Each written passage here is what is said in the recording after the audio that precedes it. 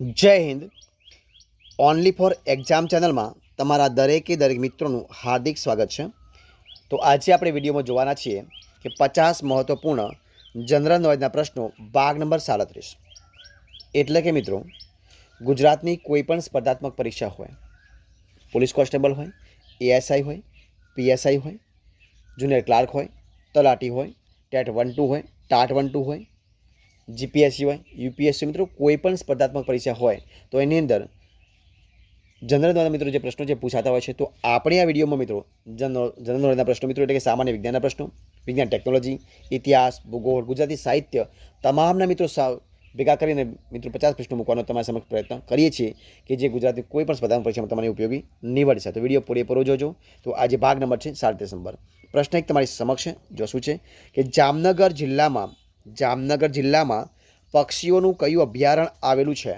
તો કયું આવશે મિત્રો? આવશે મહાગંગા અભયારણ્ય. કયું આવશે? મહાગંગા અભયારણ્ય. ભારતીય ભૂમિ સેનાના પ્રથમ ગુજરાતી ફિલ્ડ માર્શલ કોણ હતા? તો હતા જનરલ માણેકશા. કોણ હતા? જનરલ માણેકશા. કયા કવિ ગરબીઓના કવિ તરીકે પ્રસિદ્ધ પામ્યા છે? તો કવિ દયારામ. કોણ આવશે? કવિ દયારામ.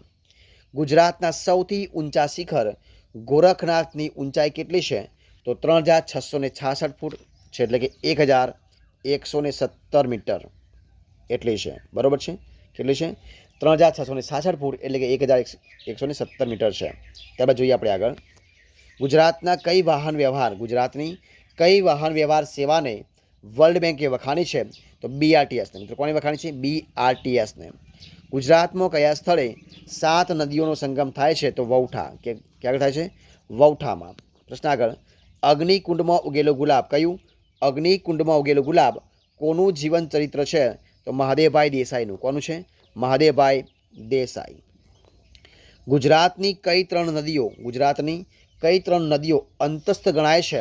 તો સરસ્વતી, બનાસ અને રૂપેણ. કઈ ગણાય છે? સરસ્વતી, બનાસ અને રૂપેણ. ત્યારબાદ આપણે આગળ જોઈએ કે ગુજરાતમાં સૌપ્રથમ ગટર લાઇન કયો અને ક્યારે અસ્તિત્વમાં આવી હતી? તો અમદાવાદમાં આવી હતી. અને ક્યારે? ઈસવીસન 1890માં. ક્યારે? અમદાવાદમાં ઈસવીસન 1890ની અંદર. સ્ત્રીઓ માટેનું સૌપ્રથમ મેગેઝિન જેનું નામ છે સ્ત્રીબોધ. શું નામ છે? સ્ત્રીબોધ. કઈ સાલથી પ્રકાશિત થવાનું શરૂ થયું હતું? તો ઈસવીસન 1857થી. ક્યારે? ઈસવીસન 1857થી. મધ્યકાલીન કવિ નાકર. કોણ? નાકર ક્યાંના વતની હતા? તો વડોદરાના. શું આવશે? વડોદરાના. જોઈએ પ્રશ્ન આપણે આગળ કે ભૂકંપની આગોતરી જાણકારી આપનાર પ્રયોગશાળા ગુજરાતમાં કયા સ્થળે છે? તો મિત્રો છે ભુજમાં છે. ક્યાં આગળ છે? ભુજમાં છે. ગુજરાતની કઈ સંસ્થા વન્યજીવોના અભ્યાસ તેમજ સંરક્ષણ માટેની કામગીરી કરે છે? તો ગુજરાત વાઇલ્ડ લાઇફ સોસાયટી. કઈ છે? ગુજરાત વાઇલ્ડ લાઇફ સોસાયટી છે. ત્યારબાદ સિંહાસન 32 કોની કૃતિ છે? તો એ છે રમણલાલ સોનીની છે. કોની છે? રમણલાલ સોનીની છે. ત્યારબાદ અમદાવાદ રાઇફલ એસોસિએશનના સ્થાપક કોણ છે? અમદાવાદ રાઇફલ એસોસિએશનના સ્થાપક કોણ હતા? તો ઉદયન ચિનુભાઈ બેરોનેટ. કોણ છે? ઉદયન ચિનુભાઈ બેરોનેટ. રમતગમત ક્ષેત્રે ગુજરાત સરકાર તરફથી કયો મહત્વપૂર્ણ પુરસ્કાર આપવામાં આવે છે? તો શ્રી અંબુબાઈ પુરાણી પુરસ્કાર. કયો આવશે? શ્રી અંબુબાઈ પુરાણી પુરસ્કાર. જોઈએ પ્રશ્ન આપણે આગળ કે ગુજરાતી સાહિત્યમાં માણભટ્ટ કે ગાગરિયા ભટ્ટ. કયું આવશે? ગુજરાતી સાહિત્યની અંદર માણભટ્ટ કે ગાગરિયા ભટ્ટ તરીકે કોણ ઓળખાય છે? તો કવિ પ્રેમાનંદ. કોણ ઓળખાય છે? કવિ પ્રેમાનંદ ઓળખાય છે.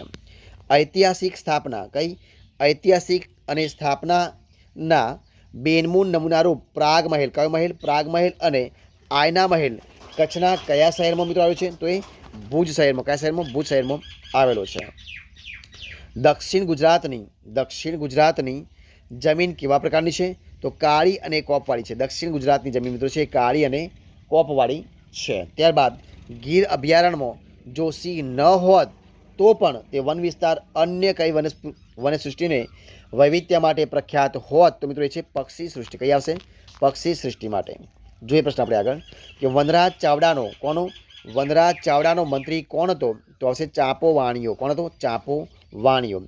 અર્વાચીન ગુજરાતી કવિતામાં અંગ્રેજી શૈલીના પ્રથમ આત્મલક્ષી ઉર્મી કાવ્ય કોણે રચ્યા છે? તો કાવ્ય સંઘનું નામ મિત્રો જણાવવાનું છે. તો મિત્રો જવાબ શું આવશે? તો કવિ છે નરસિંહરાવ દિવેટિયા. કોણ છે? નરસિંહરાવ દિવેટિયા છે અને કુસુમમાળા એમનું કાવ્ય સંગ્રહનું નામ છે. ત્યારબાદ આપણે આગળ જોઈએ. ઉષ્ણસ કયા કવિનું ઉપનામ છે? કયું ઉષ્ણસ કયા કવિનું ઉપનામ છે? તો નટવરલાલ પંડ્યાનું છે. કોનું છે? નટવરલાલ પંડ્યાનું છે. જોઈએ પ્રશ્ન આપણે આગળ કે ગુજરાત રાજ્યના પ્રાણીનું નામ જણાવવાનું છે. તો મિત્રો શું આવશે? સિંહ. ગુજરાત રાજ્યના રાજ્ય પ્રાણીનું નામ મિત્રો છે સિંહ છે. તને મેં ઝંખી છે યોગોથી દીખેલા પ્રખર સહરાની તરસથી ના લેખક કોણ છે મિત્રો? કયા હશે? કવિ સુંદરમ છે. કોણ છે? કવિ સુંદરમ આવશે. જોઈએ પ્રશ્ન આપણે આગળ ચર્ચા કરીએ. જો શું આવશે? તો આગળ આવશે કે બર્લિનમાં ક્યાં આગળ?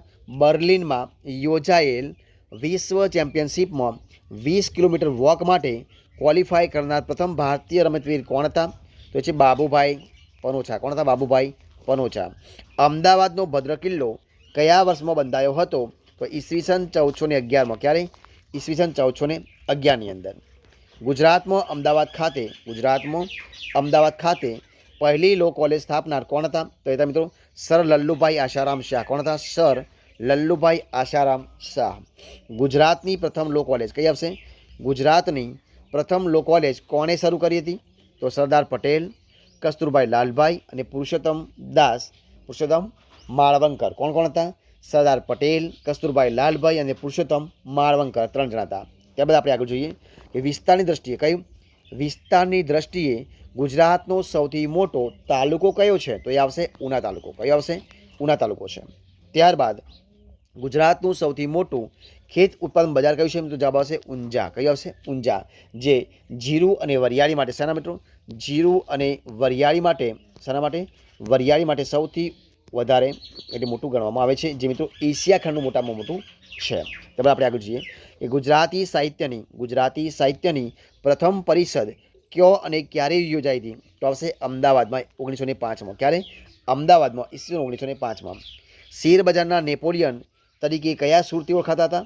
તો પ્રેમચંદ રાયચંદ. કોણ મિત્રો? પ્રેમચંદ રાયચંદ. પ્રશ્ન આપણે આગળ જોઈએ કે ભારતના અણુ કાર્યક્રમના પિતા કોણ છે? તો ડૉક્ટર હોમી ભાભા. કોણ આવશે? ડૉક્ટર હોમી ભાભા. ગુજરાતનો રેલમાર્ગ ભારતીય રેલવેના કયા ઝોનમાં ગણાય છે? તો પશ્ચિમ ઝોનમાં. કયા ઝોનમાં? પશ્ચિમ ઝોનમાં ગણાય છે. સંભવામી યુગે યુગે. કયું? સંભવામી યુગે ના લેખક કોણ છે? તો આવશે હરીન્દ્ર દવે. કોણ આવશે? હરીન્દ્ર દવે. બાના હુલામણા નામથી કોણ વિશ્વ પ્રસિદ્ધ છે? તો કસ્તુરબા ગાંધી. કોણ આવશે? કસ્તુરબા ગાંધી. ડાંગમાં દર વર્ષે યોજાતો આદિવાસીઓનો ઉત્સવ કયા નામે ઓળખાય છે? તો ડાંગ દરબાર. કયો આવશે? ડાંગ દરબાર. ગુજરાતી સાહિત્યમાં કયું મિત્રો? ગુજરાતી સાહિત્યમાં લોકપ્રિય બનેલી સિંહાસન 32 કઈ? સિંહાસન 32ની વાર્તાઓ કોણે લખી છે? તો કવિ શામળે. કોણે લખી છે મિત્રો? કવિ શામળે. ગીરના માલધારીઓનું પરંપરાગત રહેણાંક કયા નામે ઓળખાય છે? તો ઝોંક. મિત્રો કયા નામે? ઝાંક નામે ઓળખાય છે, એટલે કે ઝોંક. ભારતનું એકમાત્ર મ્યુઝિયમ ક્યાં આવેલું છે? તો વડોદરામાં. ક્યાં આવેલું છે? વડોદરામાં આવેલું છે. જળ કમળ છાંડી જાને બાળ, સ્વામી અમારો જાગશે તને મારશે, અમને બાળ હત્યા લાગશે. આ કયા કવિની રચના છે? તો ભક્ત કવિ નરસિંહ મહેતાની છે. કોની છે? ભક્ત કવિ નરસિંહ મહેતાની છે. ત્યારબાદ આપણે આગળ જોઈએ કે પ્રકૃતિ શિક્ષણ આપતું ભારતનું એકમાત્ર અભયારણ્ય કયું છે? તો હિંગોળગઢ પ્રકૃતિ શિક્ષણ અભયારણ્ય. કયું આવશે? હિંગોળગઢ પ્રકૃતિ શિક્ષણ અભયારણ્ય. શૈક્ષણિક અને સામાજિક પછાત વર્ગ માટે ગુજરાત સરકાર દ્વારા કઈ શાળાઓ ચલાવવામાં આવે છે? તો નવોદય શાળાઓ. કઈ આવશે? નવોદય શાળાઓ. જોઈએ પ્રશ્ન આપણે આગળ કે મણિલાલ દ્વિવેદીની ગુલાબસિંહ કઈ અંગ્રેજી નવલકથાનો ભાવાનુવાદ છે? તો આવશે લોર્ડ લિટનની. કઈ? લોર્ડ લિટનની, એટલે કે લોર્ડ લિટનની જેનોની. ત્યારબાદ હસનપીરની દરગાહ ક્યાં આવેલી છે મિત્રો? તો હસનપીરની દરગાહ આવેલી છે દેલમાલમાં. ક્યાં છે? દેલમાલમાં આવેલી છે. પવિત્ર યાત્રાધામ જેનું નામ છે ડાકોર. તો પવિત્ર યાત્રાધામ ડાકોર મંદિર પાસે કયું તળાવ આવેલું છે? તો ગોમતી તળાવ. કયું આવશે? ગોમતી તળાવ આવેલું છે. ડાંગરની ફૂસકીમાંથી તેલ મેળવવાનો ઉદ્યોગ ક્યાં સ્થપાયો છે? તો બારેજડીમાં. ક્યાં મિત્રો? બારેજડીમાં. જો પ્રશ્ન આપણે આગળ કે ગુજરાતમાં શું છે? ગુજરાતમાં સૌથી ઊંચું શિખર કયું છે? તો આવશે ગોરખનાથનું શિખર છે ગિરનાર. કયું છે? ગોરખનાથનું શિખર ગિરનાર, જે 1117 મીટરની ઊંચાઈ ધરાવે છે. અને જો ફૂટમાં જોઈએ તો 3666 ફૂટ થશે. બરાબર છે.